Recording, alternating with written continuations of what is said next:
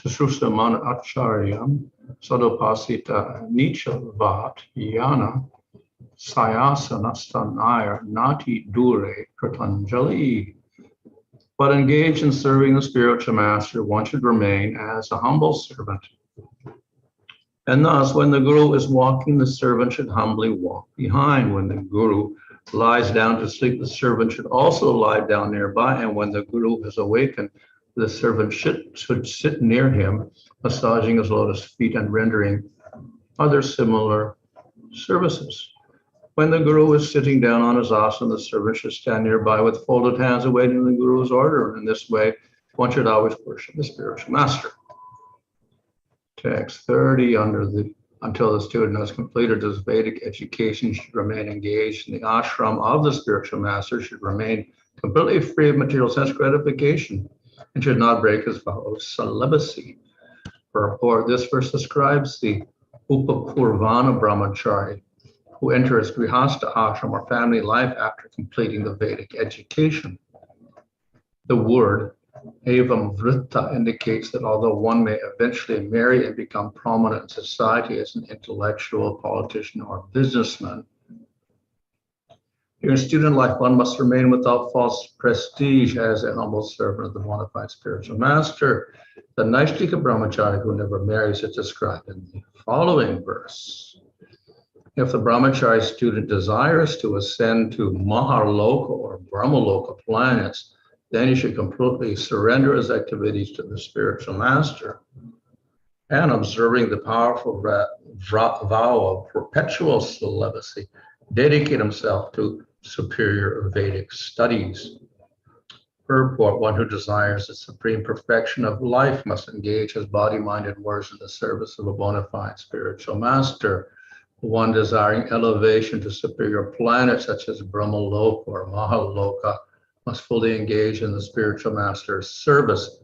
We can thus imagine the sincerity of purpose and service required to achieve Krishna Loka planets, which lies far beyond the material universe. Thus, enlightened in Vedic knowledge by service to the spiritual master, free from all sins and duality, one should worship me as the super soul, as I appear within fire, the spiritual master, one's own self, and all living entities. Purport: one becomes glorious and enlightened by faithfully serving a bona fide spiritual master, expert in the Vedic way of life. Thus purified, one never engages in sinful activities which immediately extinguish the fire of spiritual enlightenment, nor does one become foolish and small-minded, trying to achieve nature for personal sense gratification. A purified human being is apradakti, or without consciousness of duality, because he has been trained to observe the Supreme Personality of God within all things. Such sublime consciousness should be systematically taught throughout the world so that human society will be peaceful and sublime. So here we have a whole series of verses, again describing the conduct of the brahmachari. இங்கு நாம் பலவிதமான ஸ்லோகங்களினுடைய பொருளுரையை பார்த்திருக்கிறோம். இவை அனைத்துமே ஒரு பிரம்மச்சாரிகளுக்கான அழகினை குறிக்கின்றது. And these particular verses are concerning how the student acts in relation to the guru. இங்கு எப்படி ஒரு சீடன் தன்னுடைய ஆன்மீக குருவிடம் தொடர்பினை ஏற்படுத்திக் கொள்கிறான், எப்படி இருக்க வேண்டும் என்பதை பற்றி விவரிக்கின்றது. And though this is actually a shiksha guru, since the Vedic diksha, the father was the actual diksha guru, here the description is that of the shiksha guru and the relationship with the disciple. இங்கு ஒரு சிக்ஷா குருவிற்கும் அந்த சீடனுக்கும் ஏற்பட்ட ஒரு உறவினை பற்றி தெரிவிக்கின்றது. வேத சாஸ்திரங்களில் படி தீட்சை குருவை பற்றி இருந்த போதிலும் இந்த ஸ்லோகங்களினுடைய பொருளுரை சிக்ஷா குருவின் உறவை பற்றி தெரிவிக்கின்றன. But the same can be applied to a diksha guru as well. இந்த உறவு ஒரு தீக்ஷா குருவிற்கும் பொருந்தும். And the verses had also indicated how one should never disrespect the guru. So particularly these verses here are in relation to that respect. அதே போல ஒரு சீடன் எப்படி மரியாதை குறைவாக ஒரு ஆசானிடம் நடைபெறக்கூடாது என்பதை பற்றிய விளக்கங்களும் இந்த ஸ்லோகங்களில் விவரிக்கப்பட்டுள்ளது. So it was described how one goes out and begs and offers it to the guru. எப்படி அவன் ஒருவன் மரியாதையை செலுத்த வேண்டும் என்பதை பற்றியும் இங்கு தெரிவிக்கப்பட்டிருக்கிறது. Without his permission, one does not eat. அவன் எந்த உணவை உண்ணக்கூடாது என்பதை பற்றியும் தெரிவித்திருக்கிறது. And when he walks, you follow behind. அந்த ஆசான் நடக்கும் பொழுது அவரை பின்தொடர்ந்து செல்ல வேண்டும் என்றும் குறிப்பிடப்பட்டிருக்கிறது. Sits, you sit nearby. அவர் அமரும் பொழுது அவர் அருகில் நிற்க வேண்டும் என்றும் கூறுகிறது. And when he's doing this, of course, he also has to study. இது போன்ற காரியங்களில் ஈடுபடுவது இல்லாமல் அவர் சாஸ்திரங்களை படிக்க வேண்டும் என்றும் குறிப்பிடப்பட்டிருக்கிறது. And along with this, he observes brahmacharya vow. இது தவிர அவர் பிரம்மச்சாரியத்திற்கான அந்த தவங்களையும் அவர் மேற்கொள்ள வேண்டும். So here it's also mentioned that if you become a brahmachari, then you go to Mahaloka or Brahmaloka. So it's material. பிரம்மச்சாரியத்தை நாம் கடைபிடிக்கும் பொழுது மகரலோகம் பிரம்மலோகத்தை சென்று அடைவோம் என்றிருக்கிறது. இது பௌதிக உலகை சம்பந்தமான ஒரு செயலாகும். So besides that, then we come up to this verse 32. Then one should worship the Supreme Lord. இது தவிர 32வது ஸ்லோகத்தில் பரமபுருஷரை எப்படி பிரார்த்தனை செய்ய வேண்டும் என்று குறிப்பிடப்பட்டிருக்கிறது. So this is the whole goal of all of these other activities. இதுவே நம்முடைய செயல்பாடுகள் அனைத்துடைய லட்சியம் விளக்காகும்.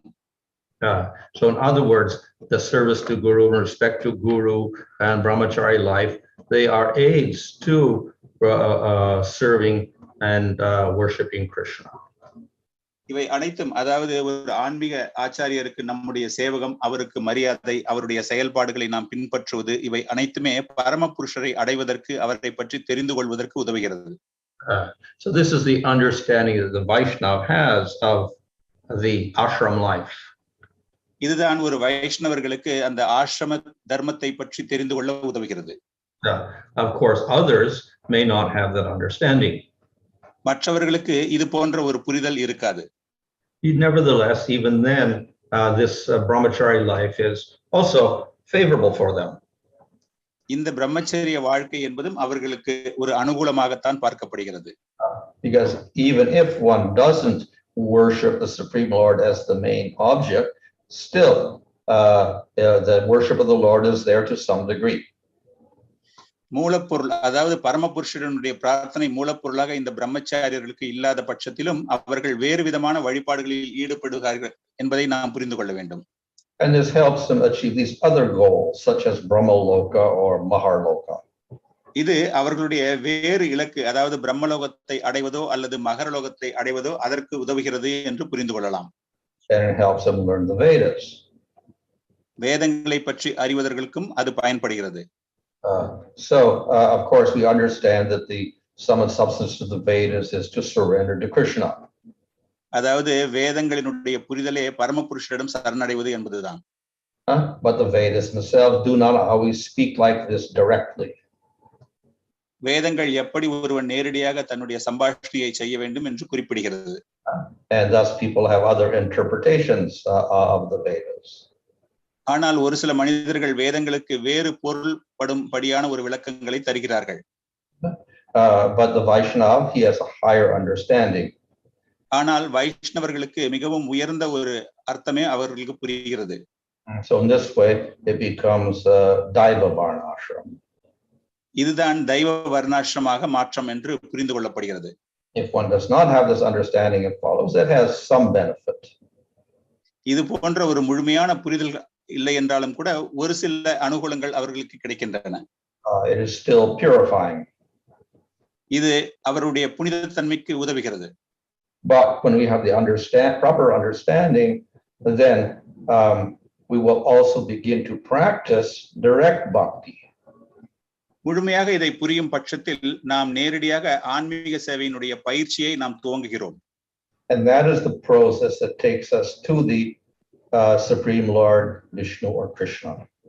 இந்த ஒரு முறை இந்த பயிற்சி தான் நம்மை பரமபுருஷரான விஷ்ணுவிடமோ கிருஷ்ணரிடமோ எடுத்து செல்கிறது.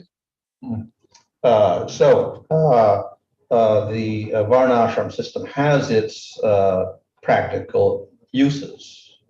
எனவே வர்ணாசிரம முறைப்பாடுகள் நமக்கு பெரும் விதத்தில் உதவியாக இருக்கின்றது. at the same time, we see that it is a little bit different from direct bhakti. ஆனால் அதே நேரத்தில் நேரடியாக செய்யக்கூடிய பக்தியிலிருந்து இது சற்று வித்தியாசப்படுகிறது என்பதை நாம் காணலாம். Here we have a whole set of rules to follow for the brahmachari. இதற்கு பிரம்மச்சரியத்தை அனுஷ்டிப்பதற்கு ஒரு சில நியமங்கள் இருக்கின்றன. Later on, we'll have a set of rules for the grihastas. அதாவது எப்படி கிரகஸ்த வாழ்க்கைக்கு என்று ஒரு சில நியமங்கள் இருக்கின்றனவோ அது போல. Another set of rules for vanaprasthas, and a set of rules for sannyasis. அதே போல வானப்பிரஸ்த நிலைக்கும் சந்நியாச நிலைக்கும் நியமங்கள் உள்ளது போல. But apart from that, then we have the rules of bhakti, which are equal to for all of these people. ஆனால் பக்தி என்பது அனைத்து விதமான ஆசிரமங்களுக்கும் சரிசமமாகத்தான் பார்க்கப்படுகிறது. In other words, the brahmachari can do bhakti, and that bhakti is the same bhakti that the grihasta or the sannyasi does. பிரம்மச்சாரியர்கள் செய்யக்கூடிய பக்தி தான் அதிலிருந்து வேறுபாடு ஒரு கிரகஸ்தர்களோ அல்லது ஒரு வானப்பிரஸ்தத்து நிலையில் இருப்பவர்களோ செய்வது போல மாற்றமாக தெரிகிறது. So bhakti does not change at all, no matter what varna or what ashrama. பக்தி என்பது வர்ணத்தை பொறுத்தோ அல்லது ஆசிரமத்தை பொறுத்தோ மாறுபடுவதில்லை. But we find that the varnashram system, definitely everything changes. Varnas have different rules and ashramas have different rules. ஆனால் வர்ணாசிரம தர்மத்தில் வர்ணங்களுக்கு வேறு சில நியமங்கள், ஆசிரமங்களுக்கு வேறு சில நியமங்கள் என்று உள்ளன. We saw there were some common activities for all of them. இவை அனைத்திலும் ஒரு பொதுப்படையான ஒரு நடவடிக்கை இருப்பதை நாம் காணலாம்.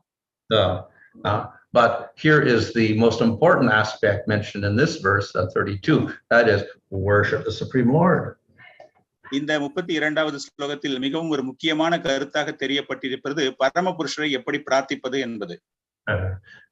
So this is what the devotee understands. இதைத்தான் ஒரு பக்தர்கள் புரிந்து கொள்கிறார்கள். And so all of his varnashramic rules revolve around worship of the Lord. இந்த வர்ணாசிரம தர்மங்கள் அனைத்துமே பக்தி, அதாவது பரமபுருஷரை வணங்குவதை சுற்றியே அமைந்துள்ளது. For others that don't have this understanding, the worship of the Lord is there, but that is not the central point. மற்றவர்களுக்கு இது போன்ற ஒரு புரிதல் இல்லை என்றாலும் தேவ வழிபாடு செய்கிறார்கள், இது ஆனால் ஒரு மைய கருத்தாக பார்க்க முடியாது. So that is the difference. இதுதான் ஒரு வித்தியாசம். This is for the devotee, this so-called daiva varnashram, we can say, is also a type of bhakti. இதுதான் ஒரு பக்தருக்கு தெய்வ வர்ணாசிரம முறைப்பாடு என்றும் இது ஒரு ஆன்மீக சேவையாகவும் பார்க்கப்படுகிறது. But then we have bhakti, which is completely separate from this as well. ஆனால் பக்தி என்பது முற்றிலும் இதிலிருந்து மாறுபட்டிருக்கின்றது. And that is direct engagements in hearing, chanting, remembering, etc. அதாவது அது ஒரு நேரடியான சேவகம், நடவடிக்கை, கேட்பது, ஸ்மரணம், பாடுவது, இது போன்ற அனைத்து விதமான ஆன்மீக சேவைகள். So when a devotee starts this process of smaranam, kirta, puja, etc., this is direct bhakti. அதாவது ஒரு பக்தர்கள் நேரடியாக ஸ்மரணம், கீர்த்தனம், பகவானுடைய பூஜா புனஸ்காரங்கள் செய்வது நேரடியான ஆன்மீக சேவையாக பார்க்கப்படுகிறது. So the devotee, if he's in the varnashram system, he continues with his particular ashram and varna duties. ஒரு பக்தன் வர்ணாசிரம தர்மத்தில் இருக்கும் பொழுது அவர்கள் அந்த ஆன்மீக சேவையில் அவர்களுக்கு ஏற்றார் போல செய்து கொள்ளலாம். Not in the varnashram system, then he just does the bhakti. ஆனால் மற்ற வர்ணாசிரம தர்மங்கள் படி இது ஒரு சாதாரண பக்தியாகத்தான் பார்க்கப்படுகிறது. But then the Bhagavatam also tells us that once one becomes dedicated to the Lord, then he has disinterest in all of these other activities of the varnashram system. அதாவது பாகவதத்தில் ஒரு பக்தர்கள் நேரடியாக தீவிரமான ஆன்மீக சேவையில் ஈடுபடும் பொழுது அவர்களுக்கு வர்ணாசிரமத்தில் உள்ள அந்த பற்றுதல் குறைந்து விடுகிறது என்று கூறுகிறது. So he's not so much particular to follow all the rules exactly. அந்த நேரத்தில் அவர்களுக்கு குறிப்பாக இந்த நியமங்கள் நாம் நடைமுறைப்படுத்த வேண்டும் என்ற அந்த விருப்பம் அதிலிருந்து அவர்கள் விலக்கப்படுகிறார்கள். But Bhagavatam says he's not at fault for not following those rules. Bhagavatam கூறுகிறது அது போன்ற நியமங்களை அவர்கள் நடைமுறைப்படுத்தவில்லை என்றால் அது ஒரு அபராதமாக பார்க்கப்படாது. Rather, we should blame everybody else and find fault with the others who don't worship the Lord. ஆனால் ஆன்மீக பரமபுருஷரோ அல்லது வேறு தேவ வழிபாடோ செய்யாத ஒருவர்கள் இது போன்ற நியமங்களை கடைபிடிக்காத நேரத்தில் அது ஒரு அபராதமாக பார்க்கப்படுகிறது. So in this way, we can do devotional service within the Varnashrama system, but nevertheless, we put the importance on the devotional service. இந்த முறையில் வர்ணாசிரம தர்மத்தில் இருந்து நாம் சேவகம் செய்ய முடியும். ஆனால் முழுமையாக ஒரு ஆன்மீக சேவைக்கான அந்த முக்கியத்துவத்தை புரிந்து கொண்டு அதற்கு ஏற்றாற்போல் செய்ய வேண்டும். In this particular verse is talking about worship of the Lord, but what do? You see the Lord in fire, in the spiritual master, in oneself, and all living entities. இந்த ஸ்லோகங்களில் பரமபுருஷரை எப்படி ஒரு அக்னியில் பார்க்கிறோம், ஒரு ஆன்மீக ஆச்சாரியன் ரூபத்தில் பார்க்கிறோம், வேறு வேறு இடங்களில் பார்க்கிறோம் என்று குறிப்பிடப்பட்டிருக்கிறது. Well, one can do that, of course, as a devotee, but the devotee actually wants to see the Lord in the deity form. பக்தர்கள் இதை அனைத்து ரூபங்களாக பார்க்க முடியும். ஆனால் உண்மையாக ஒரு பக்தர்களுக்கு ஒரு நடைமுறையில் பகவானை பற்றி புரிந்து கொள்ளவே விரும்புகிறார்கள். So that's let's say a more direct form of worship of the Lord. அதுதான் பரமபுருஷரை நேரடியான ஒரு வழிபாட்டின் மூலமாக வழிபாடு செய்வது என்று பொருள்படுகிறது. So if devotees follow the Varnashrama system, they won't follow this so literally. They'll adapt this for the in terms of direct bhakti. அதாவது இது போன்ற ஒரு ஆன்மீக சேவையில் இருப்பவர்கள் வர்ணாசிரம தர்மத்தில் நேரடியாக கூறப்பட்டுள்ள கொள்கைகளை நடைமுறைப்படுத்தாமல் அவர்கள் ஆன்மீக சேவையிலேயே தங்களை ஈடுபடுத்திக் கொண்டிருக்கிறார்கள். Hare Krishna. Hare Krishna. Hare Krishna, Maharaj. Today being Gopashtami, kindly request you to speak a few words, Maharaj, on Gopashtami. Hare Krishna, Maharaj. இன்று கோபாஷ்டமி இருப்பதால் கோபாஷ்டமியை பற்றி தயவு செய்து ஏதேனும் கூறுங்கள். Well, not much is described about other than this is the day that Krishna, Nanda Maharaj gave Krishna responsibility for herding the cows. இந்த ஒரு நாளில் தான் நந்த மகாராஜ் அவர்கள் கிருஷ்ணருக்கு பசுவினை மேய்க்கக்கூடிய ஒரு பொறுப்பினை கொடுத்தார் என்று கூறலாம். Of course, we see that when Krishna was a little baby, he couldn't do much. He was crawling around in the yard. ஆனால் பகவான் சிறு குழந்தையாக இருக்கும் பொழுதே அவருடைய வயதுக்கு அதிகமான அளவு வேலைகளை லீலைகளை செய்தார் என்று நமக்கு தெரியும். Then when he got a little older and he could walk, then eventually Nanda Maharaj gave him charge of the cows. பரமபுருஷருக்கு நடை அதாவது நடக்கக்கூடிய ஒரு சக்தி வரும்பொழுது நந்த மகாராஜ் அவர்கள் அவருக்கு இந்த புதிய சேவகத்தை தந்தார். And then when Krishna got older, then he got to take care of the cows. கிருஷ்ணருக்கு இந்த கட்டளை கிடைத்த பிறகு அவர் பசுக்களை பராமரிக்கும் சேவகத்தை எடுத்துக்கொண்டார். So therefore, on this particular day, Nanda Maharaj gave Krishna responsibility for herding cows. இந்த ஒரு நாளில் தான் நந்த மகாராஜ் அவர்கள் கிருஷ்ணருக்கு அந்த பசுவினை பராமரிக்கும் மேய்க்கும் பொறுப்பினை கொடுக்கிறார். Thank you so much, Maharaj. Okay. Scripture says Guru is Sakshat Dharitvena, which means Guru is in one way non-different from the Lord in terms of the respect which the disciples give. So from that point of view, does a Guru naturally knows that one person is qualified to be a disciple or not? அதாவது சாஸ்திரங்கள் பிரகாரம் ஒரு ஆன்மீக ஆச்சாரியார் பரமபுருஷருக்கு இணையாக பார்க்கப்படுகிறார். அப்படி இருக்கும் பொழுது அந்த ஆன்மீக ஆச்சாரியார் தன்னுடைய சீடன் அனைத்து விதத்திலும் தகுதி பெற்றவன் என்பதை அவர் புரிந்து கொள்கிறாரா? Although we say the Lord, the Guru was non-different from the Lord, even if that Guru is very, very advanced or bhava or prema, still there is difference. அதாவது சாஸ்திரங்களில் ஒரு ஆன்மீக ஆச்சாரியர் பரமபுருஷருக்கு இணையாக பார்க்கும் பொழுது அவர் பாவம் பிரேமையில் உயர்ந்த நிலையில் இருந்தாலும் இருவருக்கும் இடையே ஒரு வித்தியாசம் இருக்கிறது. And even though in his pure state we can say that even the devotee is omniscient or whatever and has all powers and Shakti, etc., still he's not like the Supreme Lord. அவருக்கு அனைத்து விதமான ஆற்றல் அவருடைய பக்தரை பற்றி தெரியும் பட்சத்தில் இருந்த போது கூட அவர் ஆன்மீக பரமபுருஷருக்கு இணையாக அதை பார்க்க முடியாது. So those who are not on that level, of course, then they're not going to even have those qualities. They'll have much less of that. இது போன்ற ஒரு ஆற்றல் இல்லாத பட்சத்திலும் அந்த ஆன்மீக குருக்களுக்கு ஒரு சில குறைந்த ஆற்றல்களோடுவே அவர்கள் செயல்படுகிறார்கள்.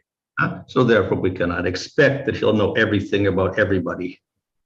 எனவே அவர்களுக்கு அனைவரை பற்றி தெரியும் என்று நாம் புரிந்து கொள்ள முடியாது. Nevertheless, we still give respect. இருந்த போதிலும் அதற்கு ஏற்ற மரியாதையை ஒரு சீடன் அந்த ஆன்மீக ஆச்சாரியருக்கு தருகிறான். Of course, that respect would mean you treat him like God, then you treat him as if he were like Krishna, perfect, with all qualities. That is why we offer the respect. At the same time, we should be realistic and understand that he doesn't know everything, particularly about the material world, and there could be mistakes there also. பரமபுருஷருக்கு இணையான தகுதிகள் குணநலங்கள் சிறிதளவு இருந்த போதிலும் நாம் அவர்களுக்கு அந்த மரியாதையை தருகிறோம். இருந்தாலும் நமக்கு தெரிய வேண்டியது என்னவென்றால் அவர்களுக்கும் பரமபுருஷருக்கும் வித்தியாசம் இருக்கிறது. இந்த பௌதீக உலகில் ஒரு சில தவறுகளை அவர்கள் செய்யக்கூடும் என்பதை நாம் புரிந்து கொள்ள வேண்டும். Just to follow up on this point, Maharaj, there's a relevant question here. Srila Prabhupada often uses the word bona fide spiritual master while referring to spiritual matters. And then Mahaprabhu also says that one should become a guru on his order. So what qualifies one to become a spiritual master? அதாவது ஸ்ரீல பிரபுபாதர் அவர்கள் ஒரு ஆன்மீக குருவை பற்றிய ஒரு தன்மையை புனிதமாக கூறுகிறார். நிச்சயமான ஒரு ஆன்மீக குரு என்ற ஒரு பதத்தினை அவர் உபயோகப்படுத்துகிறார். அது போலவே சைத்தன்ய மகாபிரபு அவர்களும் ஆன்மீக குருவை பற்றி அவர் கூறுகிறார். இதை நாம் எப்படி புரிந்து கொள்வது? அவர்களுக்கான தகுதிகள் என்ன? So when we mean bona fide, suppose we mean sat, which means he's in the proper sampradaya. அதாவது அங்கீகரிக்கப்பட்ட என்பது ஒரு அங்கீகரிக்கப்பட்ட சம்பிரதாயத்திலிருந்து வரக்கூடிய ஆன்மீக ஆச்சாரியர்கள் என்று புரிந்து கொள்கிறோம். Yes, we accept the statements of the accepted scriptures. இது அனைத்துமே சாஸ்திரங்களில் வரையறுக்கப்பட்ட அந்த கட்டுப்பாட்டு விதிகளை ஒட்டி வந்த ஒரு செயல்பாடாகும். So in other words, he accepts a certain sampradaya and he's knowledgeable of that particular philosophy. குறிப்பிட்ட சம்பிரதாயத்திலிருந்து வருவதாலும் அந்த சம்பிரதாயத்துக்கே உரிய தத்துவங்களை அவர்கள் அறிந்திருப்பதாலும். And of course, beyond the knowledge, he also has devotion guided by that sampradaya. அந்த ஞானம் அந்த அறிவு தவிர அந்த சம்பிரதாயத்தில் வரையறுக்கப்பட்ட நியமங்கள் நியதிகளை அவர் நடைமுறைப்படுத்துகிறார். So in some sampradayas, of course, they even classify the guru according to the amount of knowledge he has. So they say, in order to be a guru, then you should know this, and this. Different books you should know. ஒவ்வொரு சில சம்பிரதாயங்களில் அந்த ஞானத்தை பற்றி கூறும்பொழுது இந்த விதமான சாஸ்திரங்கள், இந்த சாஸ்திரம் தெரிந்திருக்க வேண்டும், இந்த புத்தக அறிவு இருக்க வேண்டும் என்று ஒரு நியமங்கள் வரையறுக்கப்பட்டிருக்கின்றன. Of course, it's going to be said, well, then you should know Bhagavatam, Bhakti Rasamrita Sindhu, Chaitanya Charitamrita. We could also set some sort of standard that way. அதுபோல நம்முடைய சம்பிரதாயத்திலும் பாகவதம் தெரிந்திருக்க வேண்டும், பக்தி ரசாமிர்த சிந்து, சைத்தன்ய சரிதாமிர்தா இவை அனைத்தும் தெரிந்திருக்க வேண்டும் என்று ஒரு நியமங்களை நாம் விதிக்கலாம். But then we also need some spiritual standard. அது தவிர ஒரு சாஸ்திர தர கட்டுப்பாடும் இருக்க வேண்டும். That is a little more difficult to standardize. அது சற்று கடினமானது. அனைவருக்கும் அதை சரி நிகராக செய்வது என்பது சற்று கடினமான செயலாகும். So one way of standardizing that is that if the guru approves of another person, then he gives diksha, and then that serves as some sort of standard. அதாவது அனைத்தையுமே சரிநிகராக ஆக்குவது என்பது சற்று இயலாத காரியம். இருந்த போதிலும் ஒரு ஆன்மீக ஆச்சாரியர் ஒரு சீடனுக்கு தீட்சை வழங்கும் நிகழ்ச்சி, அந்த ஒரு நடவடிக்கையை நாம் சரிநிகராக அனைவருக்கும் செய்ய முடியும். But then we have some other cases where they take shiksha from a person, so we draw the parampara through the shiksha. அதுபோல சிக்ஷாக்கான ஒரு நிகழ்வு அந்த பரம்பரையில் இருந்து பெறப்படுவது என்பதையும் நாம் செய்ய முடியும். But in either case, that is another standard for saying that they are also not they don't have not just knowledge, but they also have some spiritual position. இது இந்த தரமான ஒரு இந்த தரம், இந்த நிகழ்ச்சிக்கான இந்த தரம், இந்த சாஸ்திர கோட்பாடுகள் படி அவர்களுக்கு அதற்கு ஏற்ற தகுதிகள் இல்லை என்றாலும் இந்த தரம் நிலைநிறுத்தப்பட்டிருக்கிறது. So in that way they are authorized. இந்த வகையில் அவர்கள் அங்கீகரிக்கப்பட்டவர்களாகிறார்கள். Kali Yuga is full of faults. The rulers are not of high caliber. There is only democracy and no monarchy. There is no Varnashrama or Gurukul system. Knowing that this will be the condition of Kali Yuga, what is the purpose of all the instructions given by Bhishma to Yudhishthira on good governance and the teachings given here by Krishna to Uddhava on Varnashrama and Gurukula? அதாவது வர்ணாசிரம தர்மத்தினுடைய நீதிகளை பீஷ்ம பிதாமா எப்படி யுதிஷ்டருக்கு வழங்கினார், எப்படி கிருஷ்ணருக்கு உத்தவருக்கு வழங்கினார் என்பதை இந்த கலியுகத்தில் நாம் பார்க்கும் பொழுது, அதாவது அரசாட்சியில் அவர்கள் தனிப்பட்ட முறையில் அவர்களுடைய செயல்பாடுகளே இருக்கின்றன. குருகுல நிகழ்ச்சிகள், அதாவது சாஸ்திரங்களை பின்பற்றுவது போன்ற ஒரு நிலைமை இல்லாத பட்சத்தில் இதனை எப்படி புரிந்து கொள்வது? Though we cannot follow the whole system of governance or whatever, still some of the principles there are also valuable for us. அதாவது இந்த காலகட்டத்தில் உள்ள அரசாங்க நியதிகள் முழுமையாக நாம் புரிந்து கொள்ள முடியவில்லை என்றாலும் ஒரு சில தத்துவங்கள் அதில் அடங்கி இருக்கின்றன. So though we cannot establish the same system, at least certain points in that we can follow. எனவே நாம் அப்பொழுது பார்த்த ஒரு சில நிகழ்வுகள், திட்டங்களை இப்பொழுது நம்மால் காண முடியாது. If one follows Varnashrama dharma sincerely, will he still be able to attain the highest stage, realizing Bhagavan? எவர் ஒருவர் வர்ணாசிரம தர்மத்தை தீவிரமாக நடைமுறைப்படுத்தினால் அவர்கள் ஆன்மீக சேவையின் ஒரு உச்ச நிலையை அடைய முடியுமா? Well, as we saw here, you become a brahmachari and you end up going to Brahmaloka. அதாவது கூறியது போல ஒரு பிரம்மச்சாரியாக இருப்பவர்கள் இதை நடைமுறைப்படுத்தினால் அவர்கள் பிரம்மலோகத்தை அடையலாம். If you follow and you understand the Lord is the center of everything, fine, you can go further probably, but to actually develop dasya or whatever in the spiritual world, you do have to practice direct bhakti quite intensely. இந்த ஒரு நிலையில் அந்த வர்ணாசிரமத்தை பயன்படுத்தும் போது அவர்கள் சற்று தவறி விழுந்தாலும் அந்த தாசியம் அது போன்ற பகவானை பார்க்கும் பொழுதுதான் அந்த ஆன்மீகத்தினுடைய பக்தி தொண்டினுடைய சுவையை அனுபவித்து அதில் அவர்களால் முன்னேற முடியும்.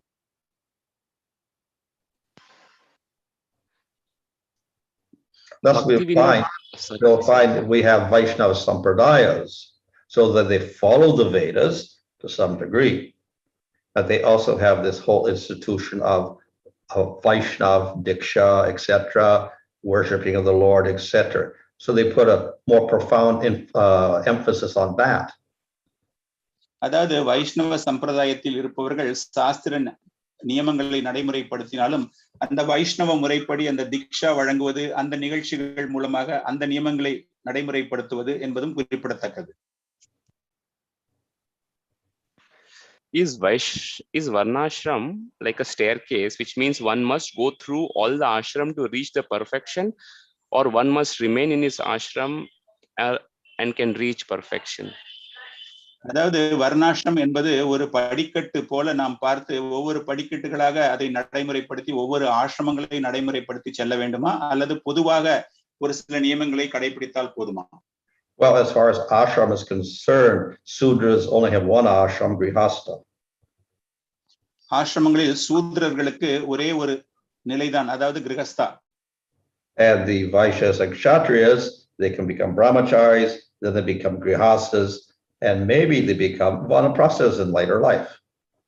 ஆனால் வைஷ்யர்களுக்கோ சத்திரியர்களுக்கோ அவர்கள் பிரம்மச்சாரிகளாக இருந்து தன்னுடைய வாழ்வின் முடிவில் அவர்கள் வனப்பிரஸ்த நிலையையும் அடையலாம். And the brahmanas, they can become brahmacharis, and then grihastas, and then vanaprasthas and sannyasis.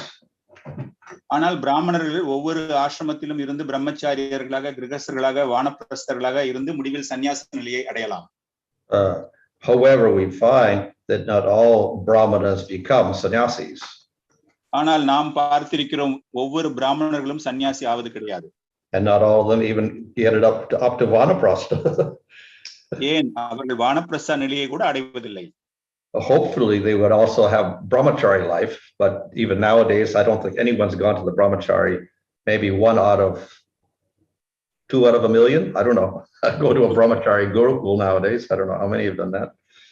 பிரம்மச்சாரிய வாழ்க்கையை கடைபிடிப்பார்களா என்பதே இப்பொழுது சந்தேகமாக இருக்கிறது. பார்க்கும் பொழுது லட்சத்தில் ஒருவன், கோடியில் ஒருவன் என்று இருப்பார்களா என்பதே சந்தேகமாக இருக்கிறது. it would be very interesting to calculate the number of gurukuls that actually exist in India, see the population there, and then see the whole population of Vaishnavas in India. Then you'll get a percentage. I think it would be less than 1%. இது ஒரு மிகவும் ஒரு சுவையான ஒரு நிகழ்வு. அதாவது இந்திய மக்கள் தொகை கணக்கெடுப்பில் எத்தனை குருகுலங்கள் இருக்கிறது, அதில் எத்தனை குருகுலங்களில் எத்தனை பிரம்மச்சரியர்கள் இருக்கிறது என்ற ஒரு கணக்கினை நாம் எடுத்தோமே ஆனால் 1% அதற்கு குறைவாகவே நான் கூறியது போல இந்த பிரம்மச்சரிய நிலை இருக்கும். As Bhaktisiddhanta Saraswati Thakur introduced Upanayanam and second initiation for deity worship to denote that a Vaishnava who chants only the holy name is qualified, can we consider the Gurukul and other customized Varnashram system and ISKCON is an extension of the same spirit? அதாவது பக்தி சித்தாந்த சரஸ்வதி தாக்கூர் அவர்கள் உபநயனம், விக்கிரக வழிபாடு, அதன் மூலமாக பகவானினுடைய புனித நாமம் ஜபம் என்ற ஒரு நிலைப்பாடை அவர் ஏற்படுத்தி இருப்பது, அது இந்த காலத்தில் நம்முடைய இயக்கத்தில் அதனுடைய தொடர்பு, இதை எப்படி பார்ப்பது, அதை பற்றி தெரிவிக்கவும். Well, the introduction of the Brahman initiation as part of our diksha is not really necessary for deity worship. அதாவது இந்த பிராமண தீட்சை என்பது ஒரு நிலைப்பாடுதான், அது விக்கிரக வழிபாட்டிற்கு தேவையில்லை. In other words, in Hari Bhakti Vilas, Nathan Goswami says, yes, the Sudra who is qualified by diksha can worship the deity or shalogram. It doesn't talk about becoming a Brahmin or anything. He doesn't have to do that, but he can worship the deity. Haribhakti விலாசில் கூறப்பட்டது போல ஒரு சூத்ரர்கள் தீட்சை பெறுவதன் மூலமாக விக்கிரக வழிபாட்டில் ஈடுபடலாம். அவர்கள் ஒரு பிராமணர்களாகவோ அந்த தகுதிகளை பெற வேண்டும் என்ற ஒரு அவசியம் இல்லை என்று கருத்து தெரிவிக்கப்பட்டிருக்கிறது.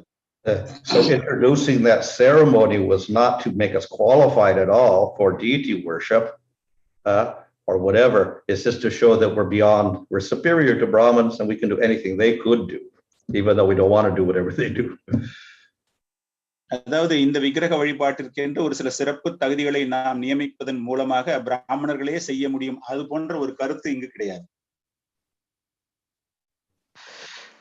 When a brahmachari is in the ashram serving the guru in the gurukul, controlling his senses,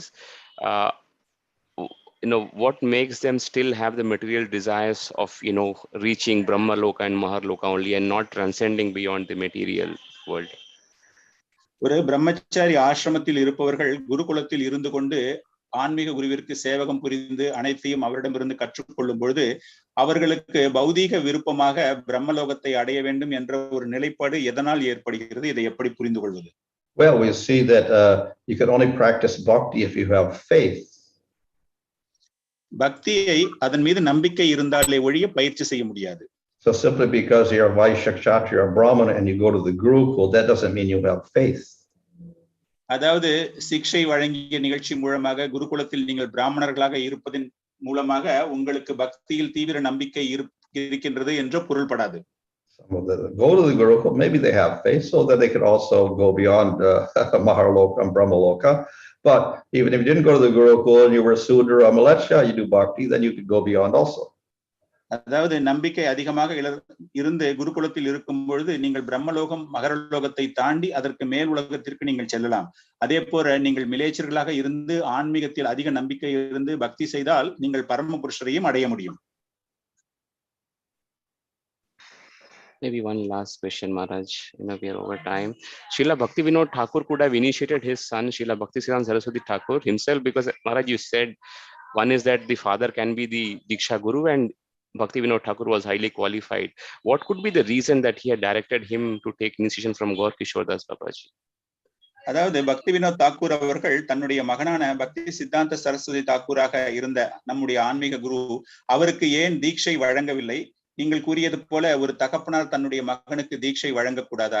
எந்த ஒரு காரணத்திற்காக அவர் வேறு ஒரு ஆன்மீக ஆச்சாரியாரை அணுகி அவரிடம் தீட்சை பெறும்படி கூறினார்? இதை எப்படி புரிந்து கொள்வது? Well, they had a system in the Gaudiya Sampradaya also that certain Brahmins became gurus, their son became guru, their son became guru. So one initiated the other in that way, and they started the caste Goswami lines. அதாவது கௌடிய சம்பிரதாயத்தில் பிராமணர்களாக இருப்பவர்கள் ஒரு தீக்ஷா குரு தன்னுடைய மகனுக்கு தீட்சை வழங்குவது, ஒரு குருவாவது, அந்த மகன் மீண்டும் தன்னுடைய மகனுக்கு தீட்சை வழங்கி குருவாகுவது என்ற ஒரு முறைப்பாடு இருந்தது. So Bhaktisiddhanta Saraswati Thakur was not so much in favor of such lines based on father to son. ஆனால் பக்தி சித்தாந்த சரஸ்வதி தாக்கூருக்கு இந்த முறையில் அந்த அளவு அதிக அளவு ஆமோதிப்பு கிடையாது. I guess that is it for today, Maharaj. Thank you so much for your time. Hare Krishna, Dandavat Pranams. Granthra Srimad Bhagavatam ki jai, Jagat Guru Srila Prabhupada ki jai, His Holiness Varnashrama Maharaj ki jai, Gop Premanande, Hari Hari Bol. Thank you so much, devotees, for joining today's morning Bhagavatam Katha by His Holiness Varnashrama Maharaj. I am just, extending my apologies. I think there were some questions which we are not able to cover today, and also I think it was maybe sometime on Monday or Tuesday we have some questions. So what we'll do is we'll consolidate all these questions and we'll try to cover in the upcoming sessions, either today, in tomorrow or day after. ஒரு சில காரணங்களால் கேட்கப்பட்ட கேள்விகள், அதாவது திங்கட்கிழமை, செவ்வாய்க்கிழமை, மேலும் இன்று கேட்கப்பட்ட ஒரு சில கேள்விகளை மகாராஜிடம் அதற்கு பதிலை எங்களால் வாங்க முடியவில்லை. தவறாக எண்ண வேண்டாம், உங்களிடம் மன்னிப்பு கோருகிறேன். இந்த கேள்விகளை நாம் வரும் அதாவது நாளையோ அல்லது அதற்கு மறுநாளோ நடைபெறும் பிரவச்சனங்களில் கேட்க ஏற்பாடு செய்கிறோம். And of course today Maharaj was, he joined a little late. Maybe that was the reason, but anyways, I think we'll try to cover all these questions. So please don't hesitate if you have questions. Please keep on typing. We can cover that. Okay. இன்று மகாராஜ் சற்று நேரம் காலதாமதமாக வந்ததால் இது போன்ற இருந்த போதிலும் உங்களுக்கான கேள்விகளை நீங்கள் தயவு செய்து அனுப்புங்கள். நாங்கள் இதற்கான பதிலை உங்களுக்கு வாங்கி தருகிறோம். Okay, so quickly cover the announcements. I think we have done the chanting for the Rajendra Nandan Prabhu's passing away yesterday, so not going there. Please, I think you can do some extra chanting for Prabhu's welfare. Hare Krishna. So on the announcements programs, yes, I think we'll continue with the evening discourses on Bhagavad Gita. நாம் மாலையில் அந்த பகவத்கீதையுடைய பிரவச்சன தொடரை தொடர்ந்து செய்து கொண்டிருப்போம். இன்று மாலையும் இருக்கின்றது. தயவு செய்து அனைவரும் கலந்து கொண்டு பயன்பெறுங்கள். I'm sure all of you are getting the messages on WhatsApp, but I'll quickly try to see if I can cover what's upcoming on the weekend also. உங்கள் அனைவருக்கும் வாட்ஸ்அப்பில் இது செய்திகள் வருகின்றன. இருந்த போதிலும் இந்த வார முடிவில் என்ன நிகழ்ச்சிகள் இருக்கின்றன என்பதை பற்றி நான் தெரிவிக்கின்றேன். So today evening it will be by Sumitra Krishna Prabhu on fear of sinful reactions from the first chapter verses 36 to 38 Bhagavad Gita. இன்று மாலை சுமித்ர கிருஷ்ண பிரபு அவர்கள் பகவத்கீதையின் முதல் அத்தியாயத்தில் 32 இலிருந்து 38 அந்த ஸ்லோகத்திற்கான பொருளுரையை சொல்வார். Yeah, sorry Prabhu. Tomorrow it will be on Krishna chastises Arjuna and disapproves his compassion. Bhagavad Gita 2nd chapter verses 1 to 3. நாளை இரண்டாவது அத்தியாயத்தில் 1 to 3 ஸ்லோகங்களுக்கான பொருளுரை. This will be done by Sri Vrindavaneshwari Mataji. இது விருந்தாவனேஸ்வரி மாதாஜி அவர்கள் அந்த நிகழ்ச்சியினை வழங்குவார். Sunday evening, again, this will be by Sukriti Madhavi Mataji. ஞாயிற்றுக்கிழமை மாலை சுக்ருதி மாதவி மாதாஜி அவர்களுடைய நிகழ்ச்சி. On the topic of Arjuna's further doubts and confusion. அதாவது அர்ஜுனனுடைய பல்வேறு விதமான சந்தேகங்கள், குழப்பங்களை பற்றியது. This will be from verses 4 to 6, 2nd chapter. இரண்டாவது அத்தியாயத்தில் 4 இலிருந்து 6வது ஸ்லோகம் வரை.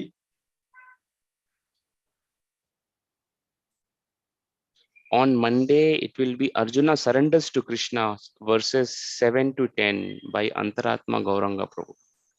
Antaratma Gauranga Prabhu அவர்கள் திங்கட்கிழமை 2வது அத்தியாயம் 7 இலிருந்து 10வது ஸ்லோகம் அர்ஜுனன் பரமபுருஷனிடம் சரணடைவதை பற்றி பேச இருக்கிறார். On Tuesday, it will be by Ruparani Revati Mataji. ரூபராணி Mataji அவர்கள் செவ்வாய்க்கிழமை மாலை நிகழ்ச்சியில் கலந்து கொள்வார்.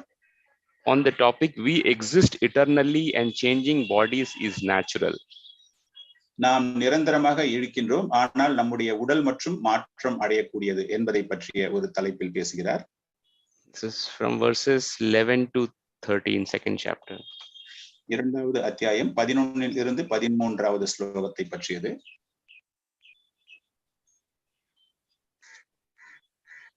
Wednesday on tolerate dualities, equanimity is eligibility for liberation by Radhapati Kanai Prabhu on Wednesday, verses 14 to 15. ராதாபதி Kannaiya பிரபு அவர்கள் 14-15வது ஸ்லோகங்கள் இரண்டாவது அத்தியாயத்தில் புதன்கிழமை, அதாவது இந்த தலைப்பிலே அவர் பேசுவார்.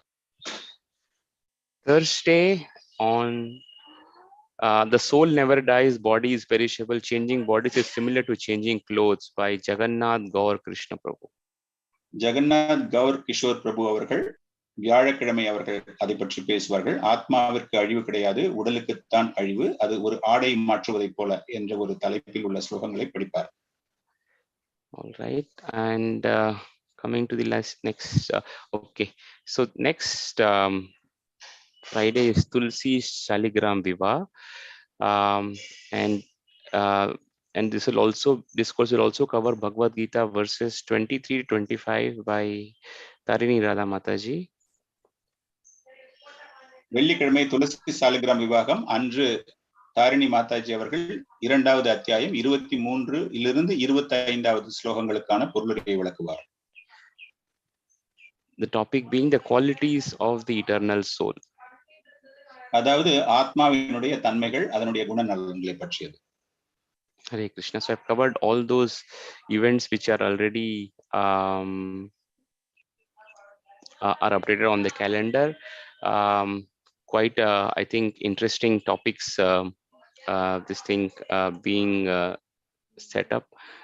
So request all devotees to kindly take advantage of these sessions. மிகவும் சுவையான தலைப்புகளை பற்றிய அந்த பிரவச்சனங்கள் அடுத்த வாரம் முழுமையாக இங்கு ஏற்பாடு செய்யப்பட்டிருக்கிறது. பக்தர்கள் அனைவரும் இதில் கலந்து கொண்டு அதனுடைய பலனை முழுமையாக பெறும்படி கேட்டுக்கொள்ளப்படுகிறது. As a regular practice, we will chant Hare Krishna Maha Mantra thrice for the benefit of all the devotees. Hare Krishna, Hare Krishna, Krishna Krishna Krishna, Hare Hare, Hare Ram, Hare Ram, Ram Hare Hare. Hare Krishna, Hare Krishna, Krishna, Hare Krishna, Krishna Krishna, Hare Hare, Hare Rama, Rama Rama, Hare Hare. Hare Krishna, Hare Krishna, Hare Krishna, Krishna Krishna, Hare Hare, Hare Rama, Hare Rama, Hare